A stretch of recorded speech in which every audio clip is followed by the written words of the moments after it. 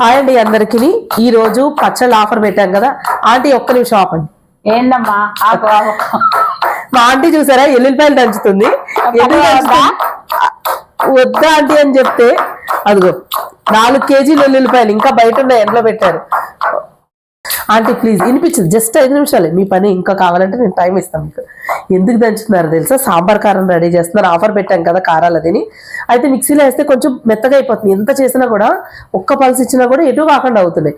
అందుకని రోట్లో వేసుకుని దంచుతున్నారు అనమాట.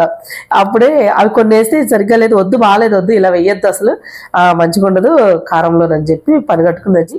ఆఫర్ ఏంటంటే మన వంటశాల పుట్టినరోజు అక్టోబర్ 21 రోజు 3 years కంప్లీట్ చేసుకోబోతుంది. దాని సందర్భంగా ముందుగానే నేను పచ్చళ్ళు, కారాలు, అలాగే పొడాలు వీటి మీద 15% ఆఫర్ పెట్టాను.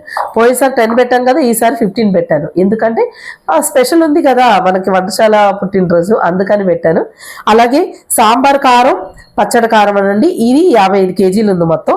ఈ 55 కేజీలు అయిపోయిందంటే మళ్ళీ మార్చ్ ఎండింగ్ కానీ ఏప్రిల్ ఫస్ట్ వీక్లో కానీ కారాలు వస్తాయి. అప్పటి వరకు రాదు. ఇంకా పచ్చళ్ళు, కారాలు ఇవన్నీ కూడా ఉన్నాయి. ఇది ఏంటంటే సాంబార్ కారంలోకి ఏవే సరేను ఇలాచీలు, దాల్చిన చెక్క, లవంగాలు, ఇందులో యాలకులు వేసింది. ఇవి జీలకర్ర, యాలకులు ఇందులో పౌడర్ చేసింది.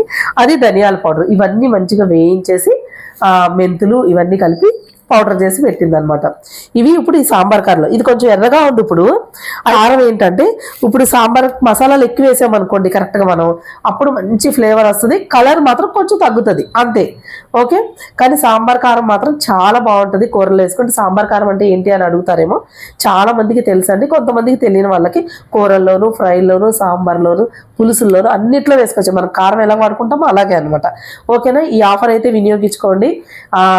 అక్టోబర్ 10 నుంచి అక్టోబర్ 21 వరకు ఆఫర్ నడుస్తుంది. ఎవరైనా సరే పచ్చళ్ళు, పొడాలు ఎవరు ఏం తీసుకున్నా కానీ 1000 రూపీస్ బిల్ చేశారంటే AP, Telangana free courier charges.